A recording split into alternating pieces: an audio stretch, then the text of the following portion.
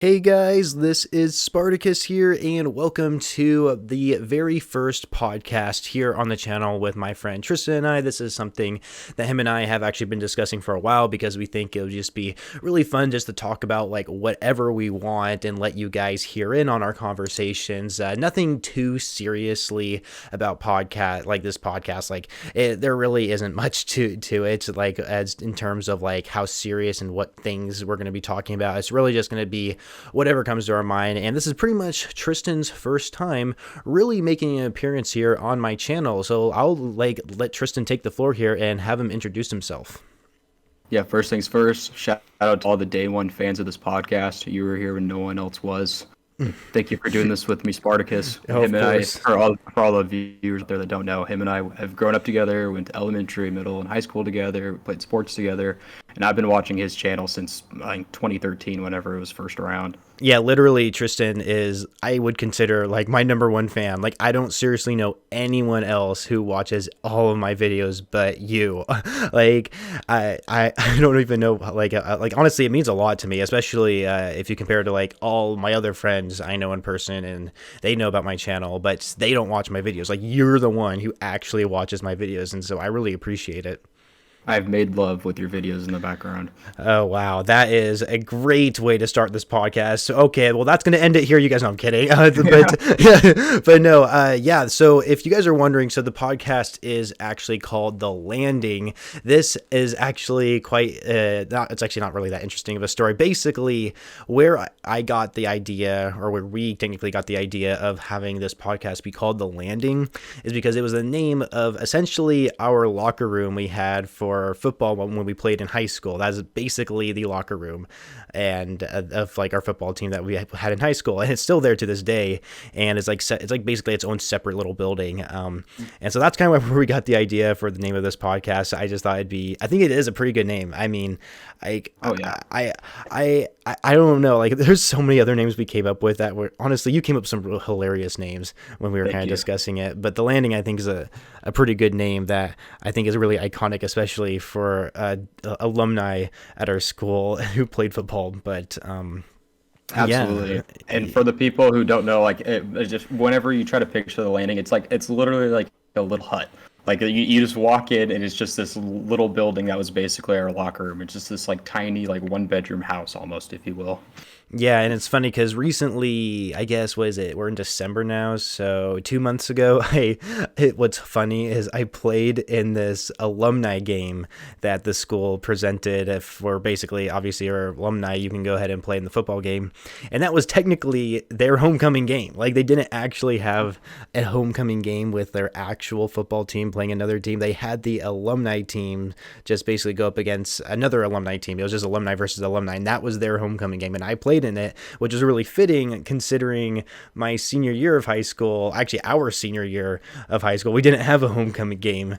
So I don't know. I found it really fitting to go back and 4 years later play at my old high school. It was weird. Remaster it. Yeah. And literally, and I guess a good way of like looking at it, well, actually, that's not what I'm trying to say. I guess what I'm trying to say is like it was in case you're wondering, it was flag football. It wasn't like we wore pads or anything, which is actually I think it'd been really fun to wear pads and stuff, but Yeah. but no, it was flag football, unfortunately. But it was fun. It was pissing rain though. And so, but yeah, anyway, so yeah, that's the origin of our podcast. Might as well to get that out of the way in the very first episode here, which one thing I guess I should bring up really quickly is we do want to have guests on here. We're probably just going to start small, obviously, and choose people who we've known about for a while, like just not necessarily like close friends of ours. We probably have close friends on here, but we're probably going to reach out to people who are more associates to us growing up rather than close friends. And so I don't know, stay tuned for that. We'll have to see how that goes out later in the future. Yeah, I'm gonna have to cut you off really quick there, Spartacus, because, and for everyone that doesn't know, he doesn't know about this either. I actually did get a guess. His name is Alan, but for the sake of his identity, we're just gonna change his last name. So this is Alan Didier. My first question with him is, what did you think of Spartacus recently talking about his life changes and how he just got a full-time job at a job that he's worked so hard to get into, considering he went to college for 4 years? Oh, wow. I am going to make sure that you never work where you want to. Hey, Alan, listen. Okay, we just started this podcast. We can't have any of this negativity on here. Okay, I don't even know if we can swear yet. I'm so upset with you. We have to get into that later, but Yeah. we can't have you on this already. We can't deal with this negativity. We're just starting. Okay, we're trying really hard. We have no idea what we're doing, especially me. So we're just gonna already have to kick you off. I think this is the quickest guest in podcast history. So we're just gonna have to see you later. Wow. How incredible. He's goodbye. Okay, Good. see you later. All right. Yeah. Well, And then, quick question. So, how can we swear on this? Like, is there like a certain amount of time that we have to be clean until we actually can? I actually Crap. have Oh, sorry. no idea what the rules are for that. I guess, I might do a live Google search here, actually. Moving this over to the other tab. So how long do you wait? What? How should I word this? How long do you have Can you to? say the F word on podcasts? I'll just say it. Can you swear on podcasts? If you're aiming if you're aiming your show towards adults and you want it to be edgy and a little bit rude, that's totally fine. There are plenty of shows out there littered with swear words that are what? I don't know. How can Yeah, you? I mean, this is our first podcast, so I don't think we're Well, that's necessarily. something. Yeah, I'm just curious about it. Not so much the demonetization, but so much of it. Like, is it going to get taken off? Because I mean, you're the one who with the YouTube channel. I have no idea how it even works. Well, yeah, all the links that are popping up, it's like, should you use profanity in your podcast? I don't think there's any like restrictions or not, because like the thing is, if I'm uploading this to YouTube, it's just I feel like YouTube's just going to treat it as like a normal video, and if that's the case, I swear in my normal videos all the time, so I don't think it would matter if we did in here, yeah, I don't know. I'm not really sure exactly how it goes, but I mean, we'll try and keep as clean as possible. We probably won't say anything like too disturbing, I hope. I sure hope so. But yeah, podcasting. I'll have to ask you, Tristan. Like, how long have you? I know you listen to podcasts quite a bit, especially at your job. Like, when did you actually start listening to podcasts? It's a good question because I remember. So for people who don't know, I basically do utilities in our county, and I just go and I read the electric meters of houses. And since I have my own route, I read all the houses in that area, and it takes me about a month. After that, I just start from the beginning and just do it again. So it's a very repetitive job. But since I'm working by myself, you can have earbuds in, and then like I always listen to music, and then because some of my coworkers talked about podcasts they listen to, then I really started to get into it about a year and a half ago. And it's that kind of thing. It's nice. It's nice with podcasts because I mean, as a listener, you can listen to two people, sometimes however many people are on there, all have a conversation about something, and it could be whatever it is, whatever you're interested in. You can sit there and listen to them without not necessarily getting judged for your opinion, but you can form your own opinion without being a part of the discussion. You can take in all the everything that everybody's saying and form your own opinion about it. Yeah, I never even thought of it like that, actually. But I think I started podcasts around the same time. It wasn't really until just this last summer I really started listening to podcasts. There's only two of them that I listen to, and that's the Courage and Age Hot show and Joe Rogan. But what's funny, when I started listening to Joe Rogan, I purposely wanted to like start from the beginning, and he has like so many episodes, like 1,700 maybe. I don't know how many he has, but I actually started his podcast like when he very first started, which is years ago, and it was like so crazy listening to some of the things they were talking about, because I'll be like, oh yeah, I remember that happening back then. But yeah, it's just kind of like podcasting. I can make the time go by really fast, especially if you're at a job, like a full-time job. It'll just make your workday go by really fast, and you won't even think about it. And that's the main reason why I started listening to podcasts, because I was doing it as a temporary painter. I was a painter for the summer, and honestly, made the day go by so fast. Like, I was able to get my job done like just as quickly while still listening to it, because I never really had people like need me for anything. I was on my own. I was pretty much independent doing my own work, and so yeah, I didn't need to like listen for anything. I don't know, and it was just really entertaining, like listening to all these different conversations while I'm doing something at the job. Because if I didn't have like if I didn't start listening to podcasts, I normally would just listen to music, which is what I originally did. But then I'm just like, oh, I'm just listening to like my same songs over and over, and I try to listen to different music, and it's like I don't know who else to like listen to. So that's when I looked at podcasting, because I'm like, well, it's not music. I could probably get a listen to like maybe hear some different things and conversations. I don't know. That's just how I got into it. I don't want to go on too long about it, but honestly, I really started to see why people like listening to podcasts. But when I'm at home, I will say this: when I'm at home, I don't really do it. Like maybe when I'm going to bed at night, I'll listen to a podcast, but that's it. I don't know. What about you? Like, do you listen to podcasts at home, Tristan? Oh yeah, I listen to quite a bit. I mean, when it comes to work, I have like my own routine. So I listen to Pardon My Take every Monday, Wednesday, and Friday. That's just a sports podcast, and that one's a lot of fun. I try to take, I guess, inspiration from it in a way, just because like in Big Cat, PFT, all the guys on there, they just sound comfortable. Like it's just dudes all hanging out talking about sports and life and whatnot. And so I listen to those Monday, Wednesday, Friday, and then I'd say my number one podcast though is Your Mom's House with Tom Segura and Christina P. Tom Segura is one of my favorite. He's probably my favorite comedian out there, and I listen to Two Bears One Cave every Monday with him and Bert Kreischer, and I also listen to Tuesdays with Stories with Mark Norman and Joe List. And I listen to the Josh Potter Show every Tuesday, and those are all comedians, and that's the cool thing too. Like you can watch someone on stage and they can be really funny, and that's their job. That's something that they practice and perfect. But I have a lot of respect for comedians like Tom Segura, Mark Norman, and then Josh Potter and all the guys I just listed. And you listen to them have conversations, and they're still funny. Like that, you can listen to people in their own casual conversations, and they can be hilarious. And then you realize, okay, they're not just funny on stage. Like they're saying things to get people drawn in a way. They're talking about funny stories and stuff like that. But that's the thing, you can listen to them and they're quick-witted about things, and you can realize, okay, they're not just funny on stage, they're funny off stage. Like they're just funny people all around, and it really makes me respect their art and respect how good they are just as comedians as a whole. Yeah, actually, that's a really good point. I think what made them really good comedians in the first place is that they're just funny people, and I think that really is what like set their career for that part of them anyway. But talking about Tom Segura, actually, do you know when he started doing his own podcast? Because it's kind of funny because like when I started watching Joe Rogan's podcast, he actually, because he's friends with Tom Segura, and even back when Joe Rogan first started, Tom Segura, he wasn't doing podcasts though, and so like this was kind of way before podcasts even were a thing, really. Yeah. So do you know when Tom Segura started like his podcasts for those two different ones? I know Your Mom's House started in 2010 because I remember a couple of years ago they were talking about how they've been doing it for a decade. So they started in 2010, so it's 12 years ago.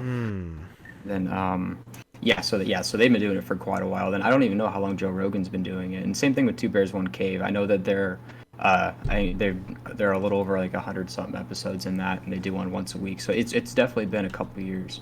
And that's a cool thing too, like with them is like I really liked how they did the whole they do live shows every like couple months or so, and you have to pay $10 to watch it, but they can basically show and talk all the uncensored stuff that they're not able to show and like on YouTube and stuff like that, because just how they are. But I had a lot of respect for them doing that, because they did that whenever the pandemic started. So since they couldn't go up and do specials and actual stand up and go on tour because of all the regulations and stuff like that, they're able to do live shows, and someone can pay $10 and watch it. And that was a really good way for people who were just stuck inside all day to watch something new and at least experience some sort of comedy, and at least an escape from what everyone was dealing with, just staying at home during the pandemic. Because I mean, I think we can all agree that was just not a fun time for any of us. I mean, it was cool whenever we were able to it was nice for the first week or two, because you're like, okay, sweet, I can just hang out and play video games, just like on summer break whenever when we were in school. It was like simpler times for a week, and then you start looking into it, because I mean, so much shit was going on. Sorry. No, I don't think. No, I think it'll be fine. Like if I swear my videos and I'm not demonetized, I think you'll be fine on this. And it was actually funny because YouTube, I noticed, just started doing this thing where when I upload a video, when I get to the monetization, or no, like when I say have monetization turned on, a new tab pops up and it's like has this list of different things of like, oh, how violent is your video? Like how much like cursing or whatever do you do in the video? Like is there sexual content in it? And like you have to like choose like how much of it is, and then you like have to submit the monetization rating, and that might be like some sort of thing where they're trying to like not make it where you don't get as much revenue. That's what I think it is. Yeah. I don't actually have no idea. I haven't really looked into it. I probably should though, but that's something that recently popped up. But yeah, I haven't been demonetized. You know, it's actually funny. I don't think I have any of my videos demonetized. You know, I can check right now. It'll take me like a second, but no, none of my videos I'm pretty sure are demonetized. Like if I go to copyright, does anything pop up?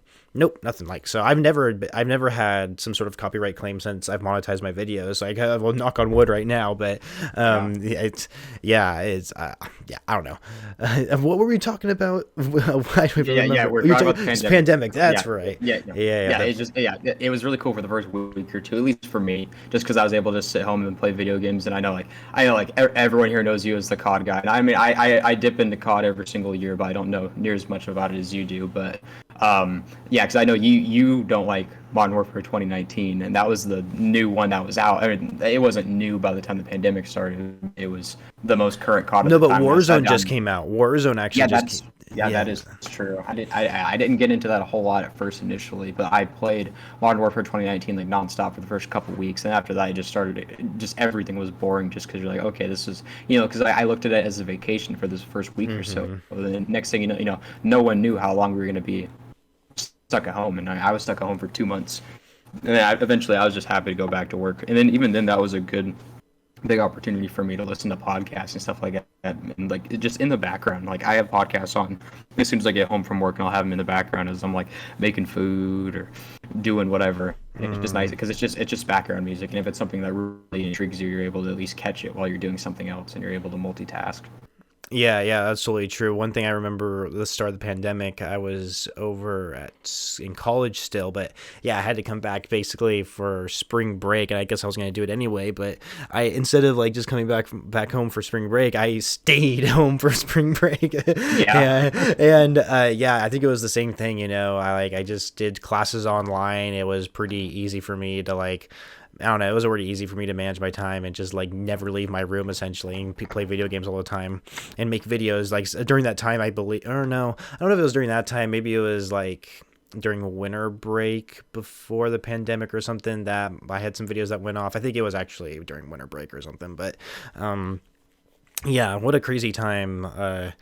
I don't know, that like it's obviously died down a lot. Like you could basically it seems like society is a little bit more normal. Obviously there's still a lot of political issues and disagreements going on with everybody, but like for the most part you can still go into a restaurant and eat and sit down. You can still go to like a theme park now. The restrictions, there's like not as many restrictions. Like the only restrictions is like, oh, you have to be vaccinated to get in, or you have to wear a mask, but that's like it. There's no restrictions as if like businesses are closed down. It seems like every business is like open. I don't know. That's just how I see it right now. Yeah, it is nice having businesses open to a degree. And you talking about restaurants is a perfect segue into today's sponsor, the Lonesome Bear Cafe. If you don't feel like being lonesome, don't fucking go there. Yeah, and just a heads up, you guys, we're going to be getting a lot of sponsors throughout every single episode. But no, if I'm going to be serious here, these sponsorships we do in these podcasts are not actually legit. I'm just going to put that out there right off the bat. It's just for fun. Like if I ever do get an actual sponsorship, I'll definitely let you guys know. But these sponsorships we're going to be doing within these podcasts, they're just going to be budget jokes and mostly inside jokes. Like I'm sure you guys who are subscribed to my channel, who've like just found me on YouTube, like you don't actually know who I am in person, then we're going to have a lot of inside jokes you guys probably will not understand, and some will end up like kind of clarifying like why it's an inside joke and stuff like that. But like where we come from, there's just, I don't know what you would call it. It's like there's so many different things that is just like entertaining to look back on. I don't know. Like there's so many. And then the thing with where we grew up too, because like no matter where you go, there's always going to be like diverse friend groups. There's going to be people all over this when it comes to personality. And with our school, our graduating class had 33 people in it. So we grew up in a tiny town. I know there's towns that are even tinier than that, but that's whenever there was someone around, like everyone at least had an idea of who they were. And this is the first episode, and this is something we talk about a lot. I feel like we have to get into the legend of YMG, Young McGrath himself. Mm-hmm. Yeah. Yeah. So for people that don't know, he is an upcoming rapper. He was around, I believe, in first grade for us, and then he was around like third, fourth, fifth grade. Then he was around for a little bit. Then he would move because I believe some like I think his parents split up, something like that. Then he would come back. And the thing is with him, I mean, he didn't start getting into rapping, I guess, till middle or high school, but he was always pathological liar, if that's the right term. He was always lying about stuff. He would say, "Oh yeah, he got this for Christmas. He'd get this for Christmas," and then he'd like, "Oh man, you should bring it to school. You should bring it to school." He's like, and then every day he'd be like, "Oh, I forgot. Oh, I forgot." Like he'd always just lie about stuff. He would rap about people, like about people behind their back. He just always lied about stuff, and he always thought he was the shit. And then eventually he ended up dropping out of school, and Yeah, then pretty early on too. yeah, oh yeah, like and then he started to pursue a rap career, and like anybody else, whenever they first start, chances are their music's horrible, and you know, on paper you're like, okay, someone's wanting to pursue a career in music, you know, like immediately like you want to support them in a way, like okay, you know, I wish you the best and stuff like that, but because of how much of a liar he was, which is gonna come in handy even more later on, but so yeah, so I mean he was just a liar, and he was just like he was never in a very good crowd, and yeah, he was just not the best dude all around, and then eventually got into a rap career. His music was horrible, and then he would make different Facebooks, not like to like promote his music and stuff like that, but because he kept forgetting his passwords. That's what we think. I mean, it just seems like that's what it seems like anyway. How do you make 6 Facebook accounts? Yeah, and it's same with YouTube as well. He has a bunch of, because he uploads his music on YouTube, and he has a bunch of different ones. And it's so hard to keep track of like which channel he's like back on. You know, it's just weird. And I still have screenshots from a couple of years ago on Facebook. Like he posts selfies of himself, and he posts like basically all these thirst trap memes about how he wants a baby mama. And mind you, he has a kid that, at least from all the stuff that we've been able to tell, that he's not a part of the kid's life. And then he's always looking around for a girlfriend. He's always like, he's basically just thirst trapping everywhere, and he's posting the cringiest stuff on Facebook, whether it's a cringy meme about like a booty call at 3 a.m. or just like stuff that's like super. He treats Facebook like it's Twitter. Like that's exactly how he uses yeah. it. Yeah, I 100% agree. But yeah, he posts stuff that you read it and you're like, no, dude, like I have family on here, man. Like you can't post that stuff on here. And then a couple years ago, he posted a selfie of himself, and then he put in quotes like, "Keep up the work. Like you remind me of when I was your age. Push yourself, and your dreams can become a reality." And then he says, "Thanks, big homie." And then he tags Eminem, Marshall Mathers himself, and says that he was getting signed onto Shady Records. And then of course a couple people were commenting on it, "Dude, you're full of shit." Then like his posse, like his like other dropout friends who act like he's the greatest rapper alive, when in reality they're just following him around because they're lazy, and if he makes money, chances are they're gonna get some money back too. And they're arguing with all the people, saying that he wasn't actually talking to Eminem, and then they edited his Shady Records, which is Eminem's record label. His they edited the Wikipedia of the list of members, and they put Young McGrath, or upcoming rapper Young McGrath. And then people screenshotted that and posted that, like, "Did you fucking put this in here?" And then of course, like, you refresh the page and it's gone, because usually with stuff like that. There's people who are like on Wikipedia constantly trying to update it, like right. And so like obviously, you know, people were able to fact check. They went onto Wikipedia and they're like, "Yeah, your name's not on here, dude. Like, you don't lie to us." Or like it became a really weird situation. That was actually the point where I realized that Young McGrath was actually he is basically a pathological liar. But I was gonna, because I know you've been kind of talking a while, Tristan, which is good. I love hearing you talk. But like you, one thing you mentioned was how back, I think you said in like elementary school, he said he got all these gifts and he was gonna show them off, but he never did. I actually never knew about that. That is something I did not know about him, because I never really talked to him back in like elementary school. I just never really talked to him in general. I just knew who he was. But when you mentioned that, I guess that makes a lot of sense why he tries to lie about certain things to make him look better than he actually is. But he'd say like his dad was getting a check for like an absurd amount of money. It was like tens of thousands of dollars. He'd say that. He's like, "Oh, I'm getting that, so I'm gonna go to the pawn shop and get the newest guitar they have." And then like he was always into music, and then I was too. Like him and I were friends for like a couple of years when we were younger, and I'd hang out with him. And yeah, we were always like into music and try making songs, and like being like 8 or 9, obviously it wasn't anything good, but I mean I played guitar, and that was the thing I was really into, and we'd sit there and like try to play music. And he said he played bass, and he's like, oh, in storage I got all this different stuff for recording and stuff like that, and he never brought it to his place and all this other stuff. And yeah, the next thing you know, yeah, then he said even before the Eminem thing, like it was about our junior year of high school. So this is about 2015. Early 2016. He posted on, and also he was already dropped out by then. He moved to Spokane, and he was texting. He would put on his Facebook about how he had a song coming out with Rick Ross. And then he said he had a song coming out with Tech Nine, and then he said he had a song coming out with Lil Yachty, and he posted this little like clip of like this hook that's supposed to be Yachty, but it doesn't even sound like it's him. And then he put like on the clip itself, he's like, if you guys don't believe me, that's your fault.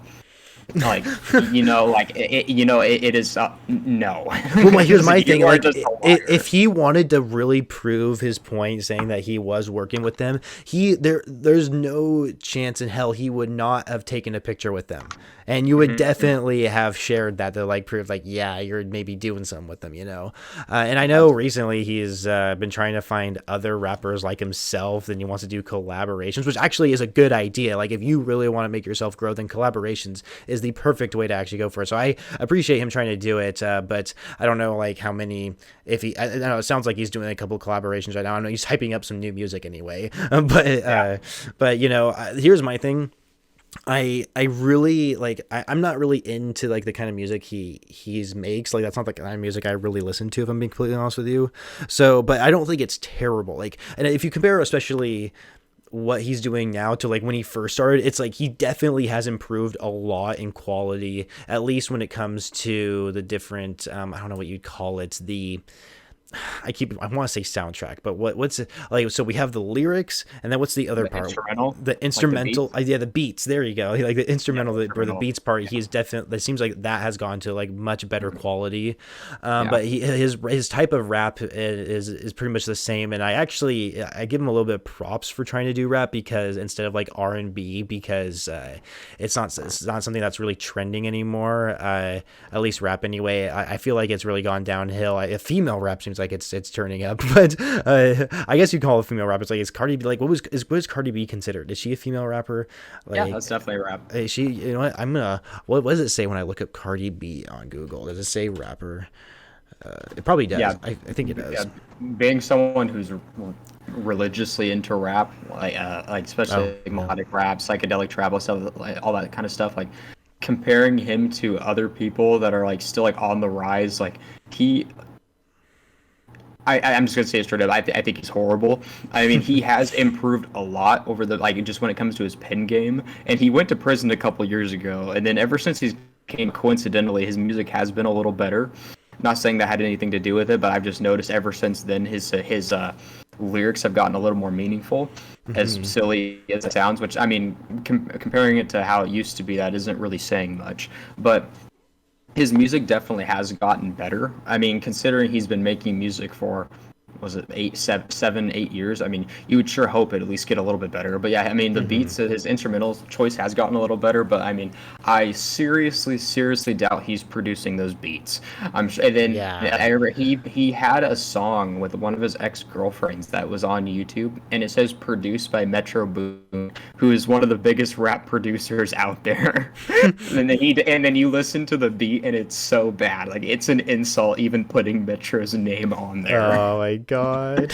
It pissed me off. So that upset me more than lying about any of the other features. Because I mean, you're just straight up disrespecting all of them. Yeah, that's very true. And I know he goes to some studio. I mean, I can't. Can anybody go to a studio as long as you pay? Like, Yeah. yeah. So I guess I don't know what studio he goes to. Like, I know nothing about making music. Yeah, I think I could definitely see him not providing the beats. But I mean, obviously, the lyrics. I think the lyrics are definitely his own words. Mhm. But I don't know. I mean, we live in an age where, like, pursuing some sort of career that basically requires you to become famous, whether that's basically me being a YouTuber or him becoming a rapper in music, like there's so many people doing the same thing. Oh yeah. And honestly, it really comes down to luck, because it really comes down to luck. Like, who's going to be the one to basically make something about yourself become trending, so that way the word gets out and they know about you. Like, it really just takes, like, for him, if he's going to be in music, it really just takes one thing for him to get noticed. And I that's really, and it could either be a song that people enjoy, but, like, here's the thing: will he become, like, if he ever does get, like, a huge amount of attention and quote unquote famous, like, is it going to be because of a song that's really good, or is it gonna be the opposite, where a song that's really bad and becomes like a meme or something? That's Like, exactly what I was gonna say. But I mean, he's probably gonna look at it as any notoriety or publicity is good publicity. So I mean, he's gonna look at that and totally embrace it. But I mean, I feel like it's a lot more likely for him to get memed versus getting praised. And I mean, and considering, like, I also, like, it hurts to listen to it, just like I said, because I mean, like, I know you don't listen to rap a whole lot, but I mean, I'm on the other end. I listen to it all the time, and it's the fastest growing genre there is, really, especially over the past, like, decade or two. And there's so many talented rappers out there, like Travis Scott, Kid Cudi, Kanye, you name it. And you just listen to this guy's music, and I feel like he's, like, trying to use like, he has had a hard life when you think about his situation and stuff like that, and I feel for him, and a piece of me feels guilty for ripping him because of that stuff. Like, at the same time, that's not a reason for you to be a liar and do all the things that you've done when it comes to any of that. It's just like, it's just straight up cringy, and it's hard to support him whenever he's just lying to everybody and he's talking to us like we're stupid. I mean, it could be much worse. He could have never left our hometown. Like, No, that's true. That's he very did. true. He did have the guts to leave. I mean, he's still in the same state though. But, like, yeah. So, and he was able to meet new people. I mean, good for him. But they're all the kind of the same. I mean, I don't want to say they're white trash. But Oh yeah, and for people that don't know, YMG is white. He's as white as we are. yeah, I mean, like, I don't know if that's the right term to use, but like, I don't know. I guess I don't really know how to describe it. Here's, yeah, like I said, is his music either gonna go pop off, or is it gonna get ridiculed for it? But I guess for him, or I guess for most people, any publicity is good publicity. And I actually wonder the same thing about myself, about my YouTube channel. I will admit, like, I would love to make it to where my channel can actually become something and make it much bigger than what it is. Of course, I want that so badly, but I'm a very, very realistic person, and that could be the reason why I don't have as many friends.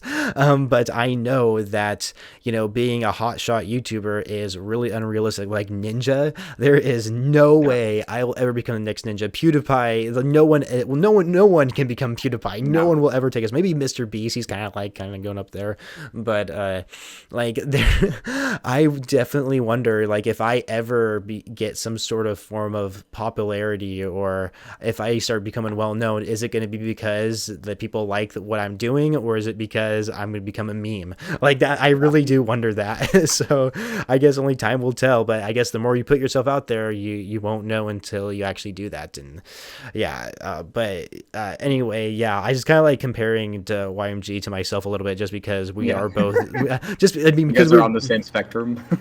yeah, I guess so. Like I guess we kind of are, cause, but like, yeah, because like we're just doing things we're really passionate about, and we're putting a lot of effort into it, and of course we want to like make a profit out of it, essentially. But you know, like it's like I said already, it requires a lot of luck, especially YouTube. YouTube requires a lot of luck it to be recognized, and especially since I make Call of Duty videos, like that's nothing new. Like the videos I make is like literally nothing new to compare to anybody else. So that's one thing I've really been trying to focus on, is try and find that niche or niche. I think it's niche. I always call it niche for some reason, but that niche to where that really makes me stand out. And then that's going to be the key thing that will like make you gain in popularity, is being so widely different and enjoyable compared to someone else in the same type of area that you're trying to like work in. So anyway, I don't know, that's just how I look at things. I definitely look at everything at a realistic approach, and that's just how I live my life, honestly.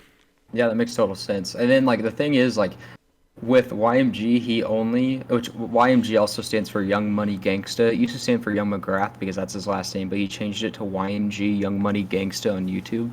And the thing that grinds my gears about how he promotes his work is he does it all on Facebook, which is full of middle-aged Karens who don't listen to that kind of music. You know, you got to have a TikTok, you got to have a Twitter, you got to have an Instagram, you got to have every social media platform to push out your music. And that's the thing I respect about. I've always respected about you with your channel. I mean, like with your Twitter. I mean, you're posting stuff on there. You're retweeting stuff from other content creators, and you're replying to their stuff. You know, you're soaking in all the info you can. But you're using it as an influence. But you're not straight up copying them. You know. And then you also, you know, you've promoted all your stuff on different social media platforms. And he just did it on Facebook, which is arguably the worst one to do it on, considering who his audience is. And he's really not playing to he's really not playing to his crowd whenever he's on Facebook. That makes no sense to me, because that's the only social media platform that he uses. Yeah, and yeah, like literally, like I mentioned earlier, he treats Facebook as if it's Twitter. Like the type of posts he puts out look like tweets, and the shared posts he has are more like retweets. Like he just needs to move over to Twitter. Like Twitter would be the perfect platform for him. Like no joke, because Twitter, the thing is, like because he literally posts multiple times on Facebook, like all the time, and if he were to keep posting on Twitter constantly, you know, he might be able to gain some traction on there, and people are going to find his tweets that have been recommended to them randomly, and that's how he's going to be able to get into the system and promote his material more. And so I don't know why he doesn't switch to it. Maybe we should just tell him. But like, we gotta get him on the podcast. He's our number one. Honestly, I would not mind having him as a guest on here. Like I really would like to see, because I never really talked to him. Like I've never really talked to him, knowing him, like growing up with, I didn't really grow up with him, but knowing about him my whole life. Like I don't, so it'd be kind of interesting to see having him on this podcast, assuming he accepts it. But we'll have to see if he listens to this and how we're a little bit judgmental of him. But honestly, like, so what we would have to do is, because I'm gonna take a wild guess here and say he probably doesn't like me, so we're gonna have to use a fake name for me. And you know, and then like the one thing that so I kind of I've made multiple cameos in your videos for the people who've been listening for years. But one of them was with one of your montage videos, and you played it was basically a spoof of Sicko Mode, but it was a diss track towards YMG. A couple buddies and I made that, and Yeah, so I mean, if he's heard, I mean, and I know for a fact he has heard that song. If you go on the video, there are two dislikes, and one of them is from him, and the other one's from his ex-girlfriend. So they have both listened to it, and they both don't like it. So if we have him on here, he can't know, at least initially. Like we gotta like lure him in. So we'll say that I'm somebody else that maybe he'll at least not have a problem with, you know. Then eventually I'll come out and say who I am. And then, you know, chances are he's not going to have a good time with that. He'll probably leave. But you know what? Just saying that we have him on there, it's going to be amazing. You know, our first merch is going to have him on there. It's just, we just got to do it. He's such a, it's so entertaining what he does and what he says, and it's cringy, but it's just nice because it isn't us, you know. Yeah, and we're able to always like have conversations about it like every week essentially. Exactly. But yeah, that was a really good diss track. I would obviously like to play it right now, but the thing is, when I put it on my other YouTube video, I got a copyright claim. Yeah, because it was a Travis Scott beat. Yeah, it has Travis. Yeah, so but yeah, that was a good one. Look, I actually just looked your video up. You have 592 views on it. Yeah. Yeah, I mean, compared to everything else that is on that channel, I mean, it's my buddy Ike. He's the one he pretty much produced it because I mean, he's into all that stuff. He has a computer. He just copied the instrumental. He had a mic and everything. And my buddy Preston and I just did everything that we wrote down on there for fun. And Ike also did the intro, but he also he's posted like guitar videos and like he'll make like beats for fun and stuff like that on there. But I mean, and they get a couple hundred views, which I mean for people like us, I mean that's good, you know. And he definitely puts time into his stuff. But yeah, I mean, then you look at Cedar Bone, that has like triple the amount of views that everything else does. So I mean, at least we put it on Facebook at the time, and we like at least put it out there, you know. And it's funny because I feel hypocritical now because the only place we posted it like YMG was on Facebook. But we're not trying to pursue rap careers. It was just a diss track towards YMG because of how much he was lying at the time. Yeah, we just put him in his place. Yeah, and he never responded. Yeah, and if I'm not mistaken, you and Preston, you guys came up with that song during a blackout match, right? Yep, and I wrote like 95% of it in an hour. Like we were just sitting there playing. We were playing blackout, and excuse me. We were playing that for like an hour or so. And then we just started talking about it. Like, dude, we should actually do it. And then we were just listening to, because at the time, you know, Astroworld came out in like I think it was August of 2018. That's one of my favorite albums of all time. And even though Sicko Mode got blown up because of memes and stuff like at the time, you know, it was before it was blowing up, and we were just listening to it all the time.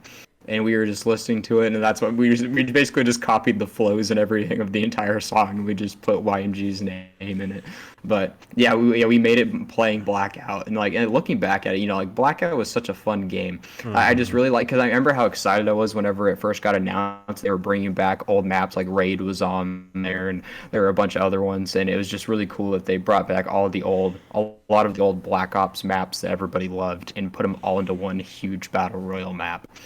Oh yeah, Blackout was such a blessing, and there's a reason why I'm not a huge fan of Warzone, because once you get your loadout, that's it. You don't need to go looting anymore, and that's not really how I look at battle royales. I kind of look at battle royales as not obviously it's last man standing, but it's like everyone's kind of like in this even playing field where you can drop wherever you want. You have like the same, you basically start with nothing, and you have to like get something to like try and survive, and that's the point, is surviving. And so that's why I kind of liked Blackout more due to the RNG, and the weapons you found on the ground were the ones you had to stick with, whereas Warzone, like obviously you use like the ground weapons for a little bit. Once you get your loadout, you're not going to touch any more ground weapons. You're just going to keep those guns, and I feel like we're really spoiled with that. But it's not to say that Warzone doesn't introduce some great things. Like for example, the Gulag, I think it was a genius idea, being able to get back into the match and winning. And they actually changed it now to when you win the Gulag, you actually keep that weapon with you in the Gulag to come back into the match, which I think is really cool.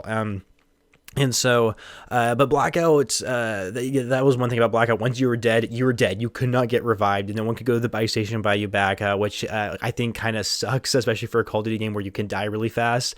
But Blackout, I really love the way the map was laid out. I love the fighting and just the gameplay, the gunfights. I just think played really well for a battle royale game, at least a first-person shooter one anyway.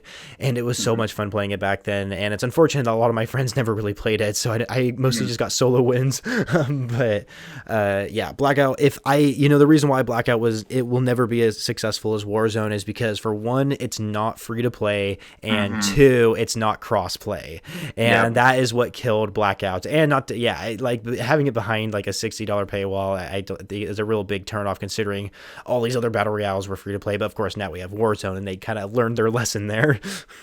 Yeah, without a doubt. Yeah, I mean, overall, I believe, like, I think Warzone is a much better version of what Blackout could have been, especially when it comes to the crossplay and it being free. Like, overall, like, they fixed a lot of things in Warzone. I believe overall it is a much better mode than Blackout, but this Blackout also gives me a nostalgia factor, and I grew up more on the Treyarch games versus the Infinity Ward games with Modern Warfare and whatnot. Don't get me wrong, Modern Warfare 2, even like COD 4, Modern Warfare, like those are two of the greatest CODs of all time. I just grew up more on Black Ops 1, 2, and 3, and I liked the overall. I liked Blackout a lot more because of that, and like I said, it also gave me a big nostalgia factor. Like I like the map itself more in Blackout because of that, and then I wish Blackout could, if it was free, I think it would still be around and a lot more popular. It's just the fact that you had to buy Black Ops 4 with it, which was a big buzzkill for it. I remember playing the beta of it whenever it first came out, and I was really into it. I really liked Blackout. I think I'm going to reinstall Black Ops 4 after this, honestly.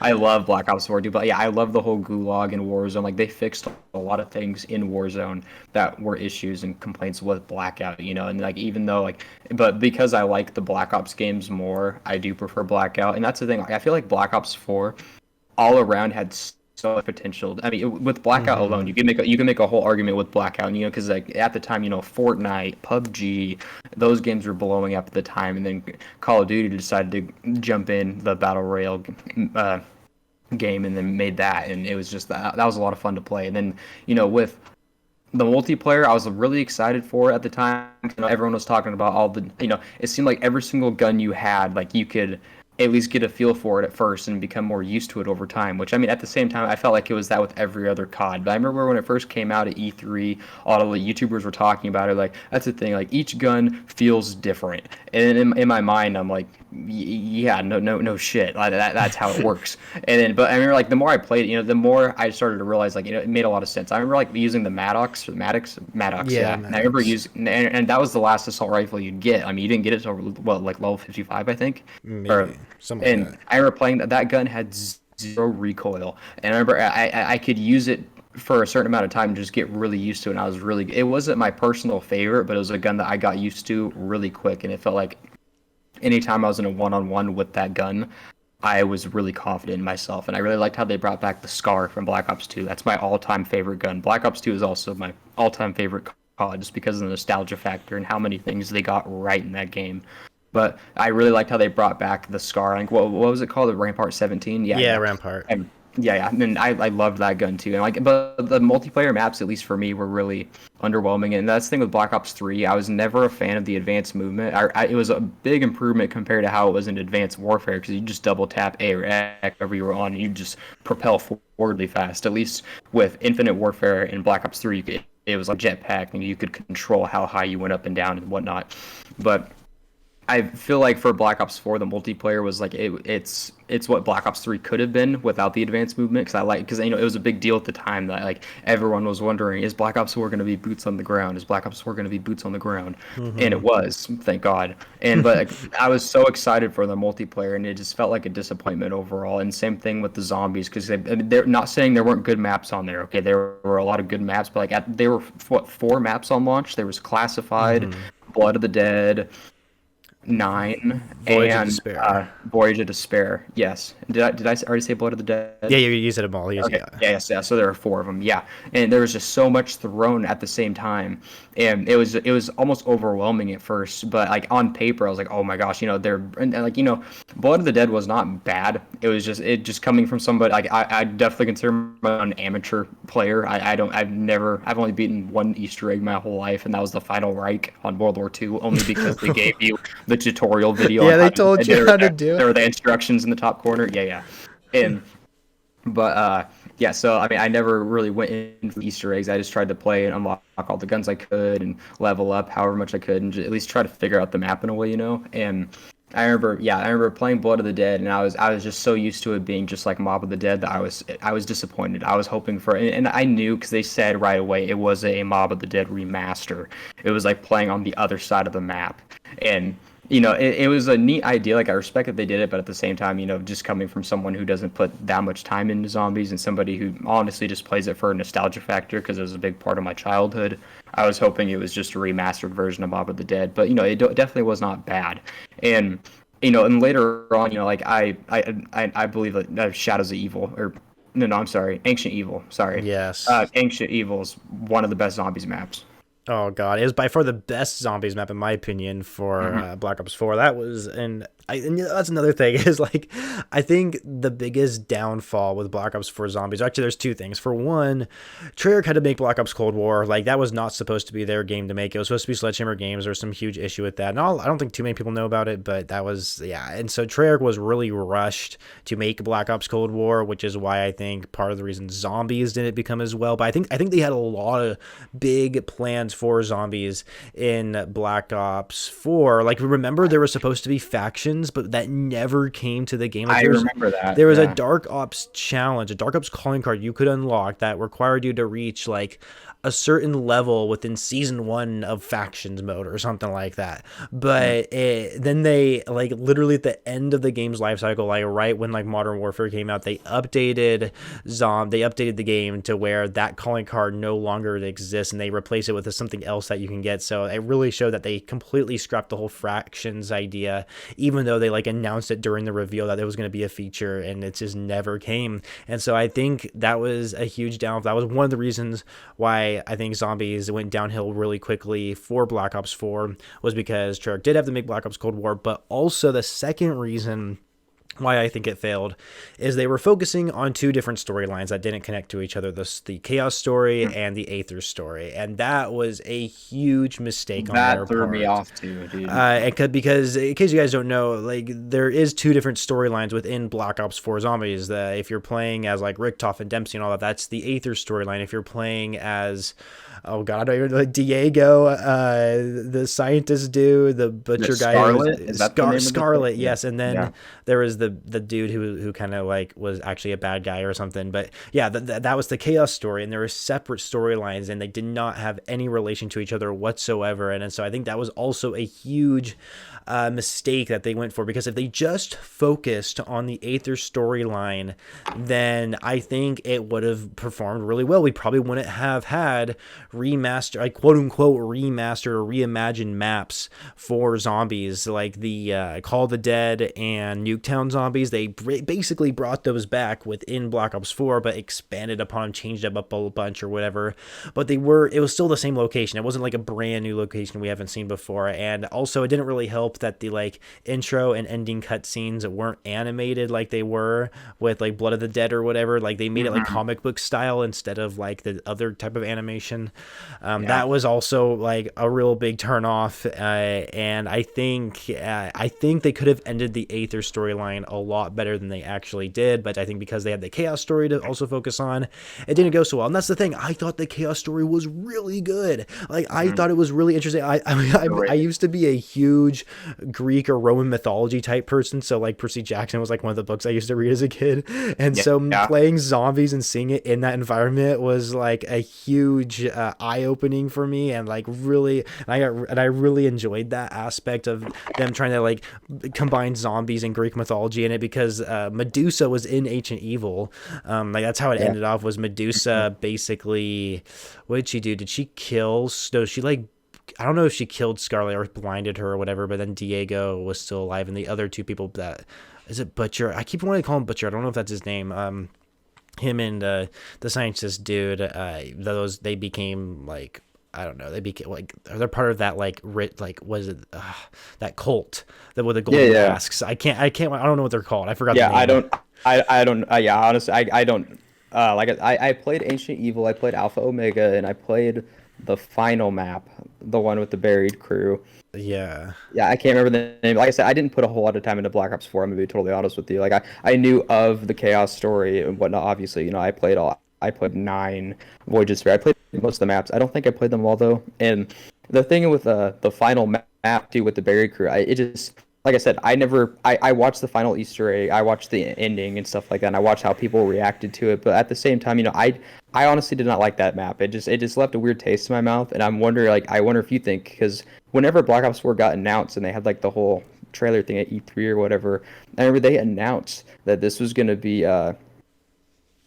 Jason Blundell's final game with Treyarch, and I'm wondering if you think that with him leaving early, if that had anything to do with, I would say, I feel like I mean, just besides Ancient Evil, I felt like the maps weren't that great, and I wonder if I had never understood why they announced that early, that he was going to be leaving. I was like, it just seems like, okay, like it leaves just such high expectations for that game, because okay, this is Jason Blundell's final game around, and everyone loved him for so many reasons in the zombies community. He came in with Mob of the Dead, and that's one of the greatest maps ever. And then he brought in Origins, my personal favorite, and that's also considered one of the best ones of all time. Don't get me wrong. I mean, like a lot of people didn't like Shino Numa, and then there were other maps like that. But I mean, like so many of his maps were great. I mean, because he made all the Black Ops 3 Zombies maps, and zombies wise, that's the best COD in my opinion. And and and then I feel like that's why I like Black Ops 2 so much, is because it started off with Transit, which the longer time goes on, the more I like Transit. But I mean, I hated Transit whenever it was out. And I still don't think it's like an S tier map. But I remember seeing that, and like it was Jimmy Zielinski. He was the guy who made like all the World at War and the Black Ops 1 zombie maps. He made that one, and then Die Rise, and Die Rise is like my least favorite zombies map of all time. Honestly, I loved the Wonder Weapon and the Sliquifier. Is that what it's called? Yeah. Yeah. I loved that Wonder Weapon. That Wonder Weapon was awesome, but I hated the whole concept of perks in that map, because they would like one of them would pop up in the elevator and you'd never know which one it was going to be. Yeah, and then the elevator could go up or down. You're not going to be able to get it. Exactly. And then so then Die Rise came out, and then Jason Blundell comes out of nowhere with Mob of the Dead. And to this day, I still remember the first time I ever played that when I was 14. I remember playing that with one of my buddies, and he was showing me, like going into the afterlife and shocking stuff and turning things on that way. And I remember going down, and I think it was to get the rope, because you were getting all the parts to make the plane or whatever. I think it was the rope. It's whenever you have to go down that thing and you have to shock those, like there's like the code, like there's like the 3-digit code whenever you go down, I remember that. And then you have to shock those three, not generators, whatever you want, those vaults, whatever you want to call them. You shock them to whatever number they give you, and then I remember seeing that and going, what the heck is this? This isn't zombies. And I remember playing this, and it blew my mind at the time. And then I play Origins, and there's the 4 Wonder Weapon, the 4 stabs, and you can not only get them, but you can also upgrade them, and then you can put them into and then that whole thing just blew my mind at the time. Being a 14-year-old kid, I'm like, holy shit, there's so much more to this now. And because of that, Jason Blundell was I'm not gonna say he still is loved by the zombies community. And then now he's left and making his own company, and he brought JC Backfire with him, which is such a great opportunity for him. I mean, he has done so much for the zombies community. Do you think him Treyarch announcing that this is going to be his last game, do you think that had an effect with how the Black Ops 4 Zombies mode ended? Because like I said, totally. I didn't like how it ended, and it left. I want to hear your opinion on it. Yeah. Honestly, during Black Ops 4's life cycle, you never heard anything from Jason Blundell. It was completely silent. And I remember there was a rumor saying he left the company, but then Activision pitched in, or Treyarch pitched in, and they're like, oh no, he's still here with us. And then like 6 months later, he's not with them anymore. Yeah. But I think definitely him leaving, and it might not just be him. There's probably like a bunch of unnamed people who don't work there anymore, and they have new people. I just think that they can't come up with what makes zombies anymore. And with Black Ops Cold War, they did a decent job at it, but with Vanguard zombies, like, what were they thinking? But it also doesn't help that Activision is just not giving them enough time to work on zombies. I mean, really, do they really expect Treyarch to make zombies every single year? Yeah, we know everybody loves Treyarch zombies, but that was the cool thing about it. It was basically a nice treat having every 3 years, because they had so much time to work on it and give us good quality maps to play on. And now they have to go from Black Ops Cold War to the next Call of Duty game and make Vanguard zombies, which obviously is like considered the worst zombies we've ever had in Call of Duty history. Oh yeah. I mean, like it's like it wasn't even the same team. Like if you were to tell me that Treyarch, the same Treyarch Zombies team, made Black Ops Cold War and Vanguard Zombies, I wouldn't believe you. Like it just doesn't make sense that they made this. So yeah, I think Jason Bledel did a really good job. I think he really saw the correct vision that the zombies community liked about it, and they were always able to introduce new things while still maintaining the same feel for zombies, which is one thing about Black Ops 3. They added Gobblegum, and same with Elixirs in Black Ops 4.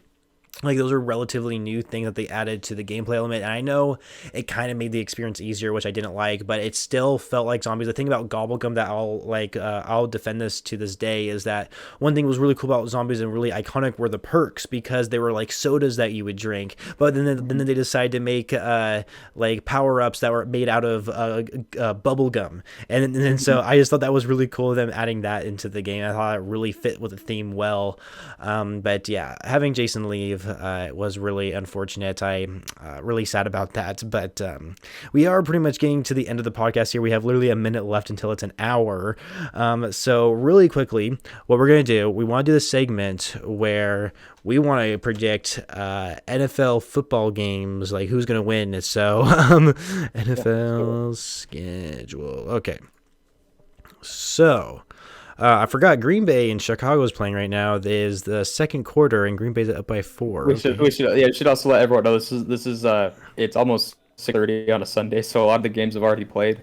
Well, hopefully in the future we're gonna figure out to do this in the middle of the week, just so we can at least do a prediction for every single game. But especially since we're running low on time, we're only going to do predictions for tonight's game, which is Green Bay versus Chicago, and then we're going to do one for Monday night with the LA Rams and the Arizona Cardinals. And us, we are diehard Seattle Seahawks fans, so this has been a tough season for us. But luckily, they just got a win against Houston, which isn't really saying much because they only have 2 wins. Yeah, Houston's not a very good team. A win is a win. I'll gladly take it. And Rashad Penny had over 100 yards, and it's the first time I've seen him really have a great game since 2019 because he gets hurt so often. Tyler Lockett performed pretty good today as well. Yeah, he sure did. Yeah, he got over. Yeah, for people who play, so he got 28 points. He balled out today. And Tyler Lockett, no matter how well he does, like people around know how good he is, but he is still criminally underrated. He is such a good receiver, not just on the field, but also off it. You know, he's a humble guy, and he's just a great all-around dude. And I can't put into words how happy I was whenever we extended him long-term or this past offseason. Yeah, and it seems like Russell Wilson's starting to get back into cooking again. You know, it seems like his throws were a lot better today. I like the past couple of games, I feel like he had some really bad throws, but it seems like he's starting. I know he had that finger issue or whatever, but like it looks like he's starting to get back into the groove of things, and it just overall the team is as well. The defense I think could have played a little bit better today, but I mean whatever, it is what it is. So I guess so yeah, when it comes to these predictions, so you just want to do the game that's currently going on right now, and then the one tomorrow, the Rams versus Cardinals. Yeah. Yeah, right. So currently, So we're gonna do this before the games, but okay. So it's second quarter with 5 minutes left. Green Bay is beating the Bears 14-10, and even regardless of the score, I would have had Green Bay winning this game because it just seems like the Bears are Aaron Rodgers' bitch, and it's been that way for years. And I feel bad for all the Bears fans. Yeah, but, it's just how it is. And I think Green Bay is going to win as well, but I would like to see the Bears win. But if I'm going to guess like the final score, like not exact terms, but I'm going to say Green Bay is going to win by 3. I think Bears are going to try and get a lead at the end, but they're not going to be able to pull it off. I can see that happening. Yeah, considering the score is 14-10, I'm just going to take a guess here and say the Bears are going to score at least 10 points. 10 more points? They're just going to have 10 points just in general. I don't know how much the Packers are going to score, but they're going to have at least 10 points. You heard it first. Okay, yeah, at least 10 points, you guys. You heard it here first. But it looks like the Bears just got the ball back, or maybe I'm confused. But anyway, so tomorrow is the Rams versus the Cardinals. Who do you think's going to win that game? I can't stand either of the teams. It's Arizona is in first place in the NFC West. So, I mean, just for the sake of shaking up the first and second place and whatnot, it would definitely help the Rams. I wouldn't consider this a must-win game for Rams, but they've been a little shaky the past couple of weeks. They've been really consistent, but overall, I just hate the Rams. It doesn't matter how good or bad their record is. I don't like the Cardinals or the Niners either, but I just hate the Rams. I want the Rams to lose. My prediction is. But even then, I still think the Rams are going to win. I'm going to say 24-20. 24-20. You have Rams winning, huh? Interesting. Yeah, they're definitely in need of a win, so I'm sure they're really hungry to look for that to their next game.